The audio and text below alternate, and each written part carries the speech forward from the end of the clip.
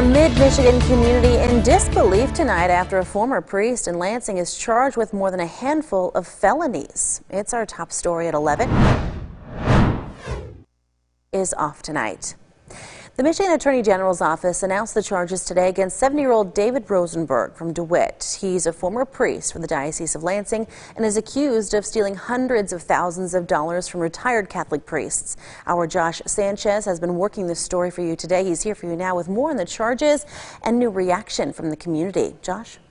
Siobhan, Rosenberg faces 3 charges of embezzlement from a vulnerable adult, as well as 4 other charges that each carry prison sentences between 10 and 20 years. The sister of one of the priests he's accused of stealing from, as well as one of his former co-workers, say they are shocked. David Rosenberg was rather evasive, to say the least. And, I just thought something's certainly not right.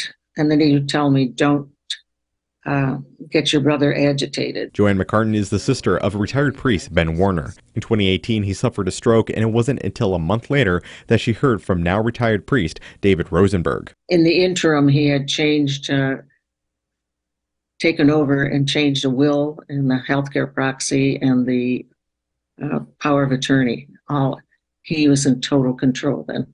In 2019, she brought her concerns to the Michigan Attorney General, and today the AG's office announced that the 70-year-old former director of the St. Francis Retreat Center was charged for embezzling approximately $830,000 from the 3 priests who lived in homes owned by the Lansing Catholic Diocese that sit on the same property as the retreat. Mike Kudis, operations director, worked with Rosenberg from 2015 to 2021.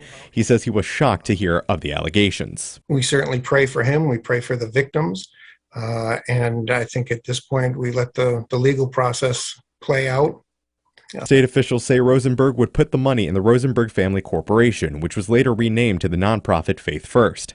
William Bloomfield, general counsel for the Lansing Catholic Diocese, says the news is upsetting. He says the AG's office told him that money might have been stolen from the diocese as well. So that the diocese in that instance would actually be a victim, since we wouldn't have obtained those funds if they were diverted. Both Bloomfield and Kudis say they are unaware of any donations made by the Rosenberg Family Corporation to their organizations. I did reach out to Rosenberg's defense attorney for comment and have yet to hear back. Siobhan?